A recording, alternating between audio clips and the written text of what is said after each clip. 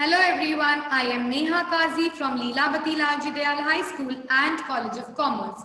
In our lesson today, we're going to talk about letter writing. So a letter can either be formal or informal. This question in the exam comes for 5 marks, okay? So you either write the formal letter or informal letter. You get an option, all right? So you can select either of one. They will probably be based on the same theme. So accordingly, you have to select it. So let us see what a formal letter is and what an informal letter is. So a formal letter is addressed, it addresses a serious issue, okay? Whereas an informal letter will be a very casual one, okay? A friendly letter, you can say. So formal letter is written to the letter, like to the editor, government, police, principal. It can be order letter, complaint letter, inquiry letter, business letter, an application letter. All right. So these are the types which we have of formal letters. And informal letters will be written to our parents, sibling, friends, classmates, neighbors. All right. And a formal letter will be used basically when we are writing a formal letter, we have to use words, okay, which are very much formal. All right. So use of colloquial words, abbreviations, slangs, okay, this should be restricted. We are not supposed to use abbreviations, short forms like slang language. It is to be avoided. That is why I said that we have to use words which are very formal. All right. Then the language of an informal letter can be friendly and casual. All right. So whenever we are writing a letter, because it is to our parents or our friends or our relatives, so when we are writing this letter, it can be in a friendly note. All right, in a friendly tone. But that is not to be done when we are writing a formal letter. So a formal letter must be precise and to the point, whereas your informal letter can have extra information. See, because we are writing this for an official purpose, we are writing a formal letter for an official purpose, correct? That is why you are supposed to be very much precise about this, okay? You don't have to write, hi, how are you, I am good. This is not to be mentioned in a formal letter. It's not needed, okay? In an informal letter, you can, of course, write about these things. Hi, how are you? It's been a long time. We haven't spoken. All these things can be mentioned in an informal letter. Okay. Subject line is important when it is a formal letter, and subject line is not required when it is an informal letter. Okay. See, we write a subject line in a formal letter so that the official who is reading your letter in a glance will understand what the letter is all about. Okay. So this is the difference between a formal letter and an informal letter. Okay. So now let us see the format of a formal letter. So we have the sender's address, we have the date, we have the receiver's address, we have the subject line, salutation, body. Now body will be divided in 3 parts. That is your first para, second para and the third paragraph.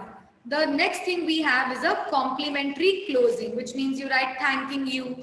And then finally you have the sender's name and signature. That is the last thing that we have here. Okay. So sender's address will be your address. Okay. You are sending the letter. Right. So that will be your address. Then you write the date. It should be in the expanded form. Okay. Your date should be in the expanded form. Then comes in your receiver's address, which means the one who is going to receive the letter, the one you are sending the letter to. Okay. It could be the officer, the principal, the editor. That is what we will write in the receiver's address. Subject line will be the main purpose why you are writing the letter. Salutation will be sir, ma'am. Okay, respected sir, ma'am. That is also accepted. Body, I already told you, will be in 3 parts. First will be the introduction. Second will be giving in more details. And third will be concluding. Okay.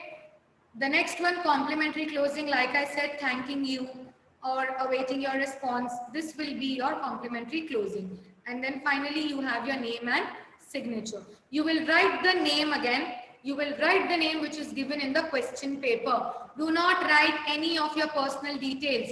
Address is also generally given in the question paper. Name is also given in the question paper. So please use that. Do not write your own name because you will lose out on your marks if you are writing anything other than what is given to you in the question paper.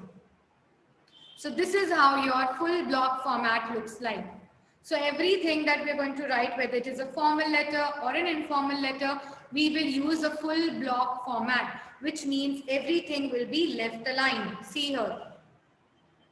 Sender's address, date, receiver's address, subject, salutation, body, complimentary closing, and then the sender's name and signature.